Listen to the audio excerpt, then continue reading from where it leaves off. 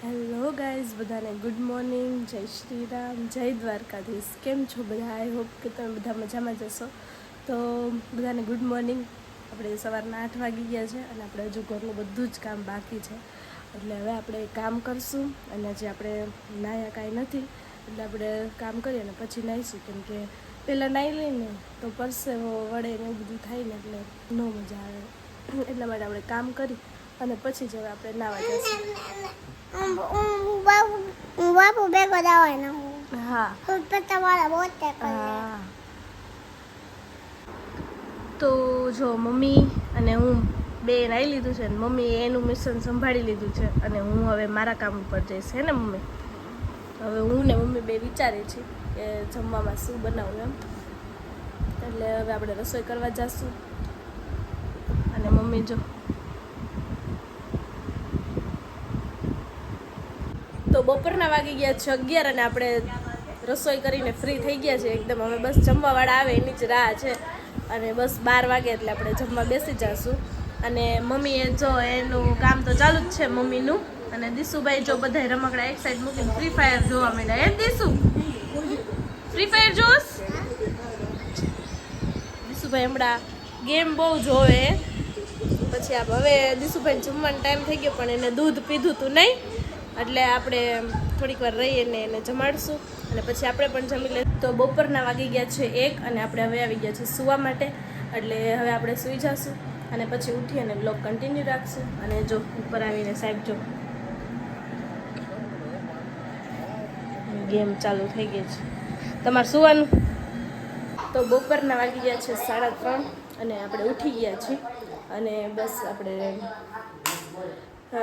નાહ્યા હતા બપોરે, કેમ કે બહુ ગરમી થતી હતી એટલા માટે. એટલે નાહ્યા, આપણે કમ્ફર્ટેબલ કપડાં પહેરી લીધા અને બસ હવે જે વધારાનું કામ ને એવું બધું છે એ આપણે પૂરું કરશું. અને એક આજે તમને વસ્તુ બતાવું કે હું છે ને રોજ પાણી પીઉં છું. એટલે રોજ યુનિક લાગશે, પણ છે ને રોજ હું ગ્લાસ ગણીને પાણી પીઉં છું. એટલે જો હું તમને બતાવું, એટલે મારે પીવાનું હોય આખો દિવસનું 4 લીટર પાણી. એટલે હું એવી રીતના ખાસ કાંઈ માપ નથી રાખતી કે એવી રીતના કાંઈ બોટલ પણ નથી રાખતી. એટલે છે ને હું ગ્લાસનું માપ રાખ્યું છે મેં કે 4 ગ્લાસે બોટલનું 1 લીટર પાણી થાય છે. તો એવી રીતના મારે કેટલા ગ્લાસ પીવા જોઈએ? એટલે 4 એટલે 16 ગ્લાસ પાણી આપણે પીવું જોઈએ. એટલે હું છે ને યાદ નથી રહેતું. જો હું બોટલમાં પીતી હતી ને તો મને એ બોટલ યાદ નહોતી રહેતી કે કેટલામી બોટલ છે એમ. એટલે મેં શું કર્યું કે એક ડાયરીમાં લખવાનું ચાલુ કર્યું કે હું જ્યારે 1 ગ્લાસ પાણી પીવું ને એટલે એમાં લખી નાખવાનું કે ગ્લાસ 1. પછી બીજો ગ્લાસ જ્યારે પણ પાણી પીવું ને ત્યારે એમ લખી નાખવાનું કે ગ્લાસ 2. અને પછી 4 ગ્લાસ થાય એટલે મેં લખી નાખવાનું 1 લીટર, એ રીતે. એટલે હું તમને બતાવું જો આ રીતે. આજનું જ છે આજે મેં 4 ગ્લાસ પાણી પીધા, નહીં 4 ને 6 ગ્લાસ હું પાણી પીધા. એટલે આ થઈ ગયું. અને આગલા દિવસનું તમને બતાવું જો આ રીતે. આ 4 ગ્લાસ પાણી એટલે 1 લીટર. આ અને આ એ રીતના. એટલે આ રીતના મેં છે ને ચાલુ કર્યું છે. અને જમવામાં ને એમાં તો બસ આપણે લખવાની કાંઈ જરૂર ન પડે, કેમ કે એમાં તો આપણને યાદ રહી જાય કે આપણે શું જમવાનું છે કે શું નહીં એમ. બપોરે જમીએ ત્યારે બસ થોડુંક કંટ્રોલ કરવાની જરૂર છે. અને હમણાંથી મારું શરીર ઘણું બધું વધી ગયું છે, કેમ કે 6 મહિના પહેલાં જ્યારે વ્લોગ આવતા ત્યારે હું જે ડાયટ ફોલો કરતી એ ફરીથી મેં પાછું ચાલુ કરી દીધું છે.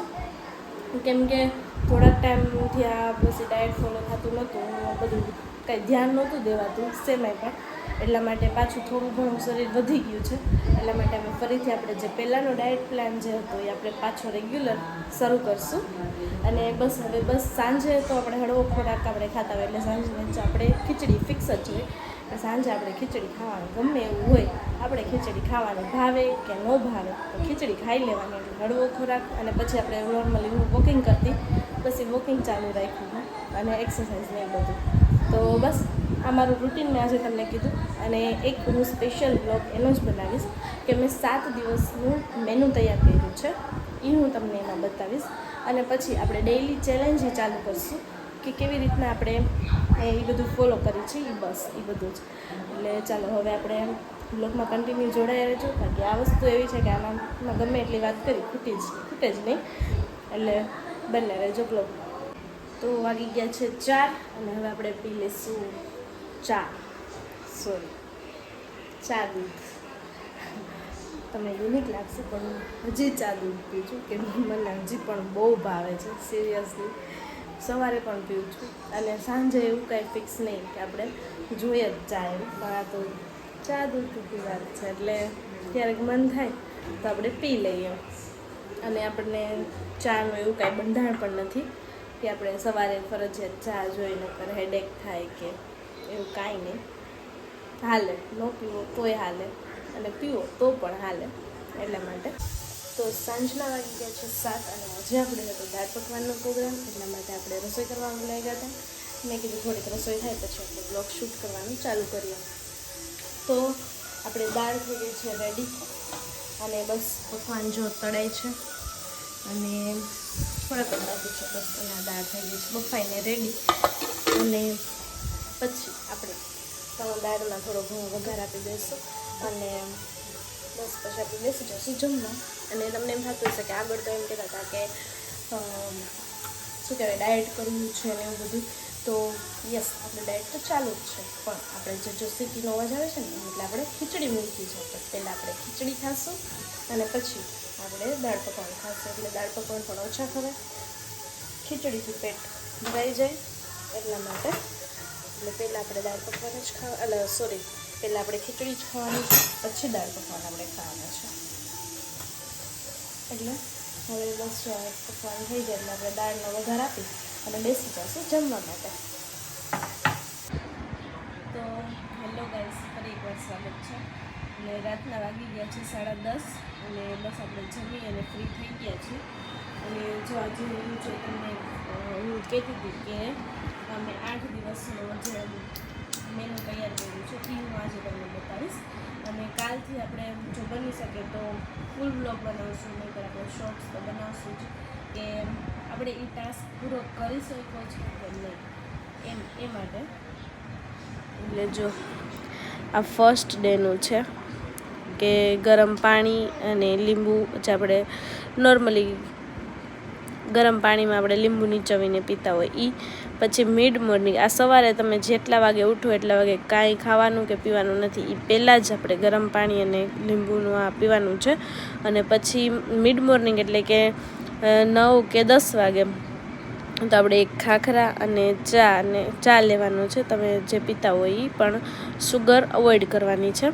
પછી લંચમાં આપણે લેશું એક રોટલી અને શાક, ગમે એ લીલોતરી અથવા તો કોઈ પણ એક કઠોળ અને છાશ અને સલાડ, બરાબર. તો બપોરે જમવામાં એ રીતના કરવાનું છે કે સલાડ જે છે એ આપણે પહેલાં ચૂઝ કરવાનું છે. પહેલાં સલાડ જે આપણે ડીશમાં લીધું હોય એ પહેલાં ખાઈ લેવાનું છે અને પછી આપણે આ બધી વસ્તુ પછી ખાવાની છે. અને રોટલી બને એટલી ઓછી ખાવાની છે. અને ઇવનિંગમાં જ્યારે તમે બપોરે 4 વાગે કે 3 વાગે કે 5 વાગે જ્યારે તમે ઉઠતા હોય ત્યારે ગ્રીન ટી લેવાની છે.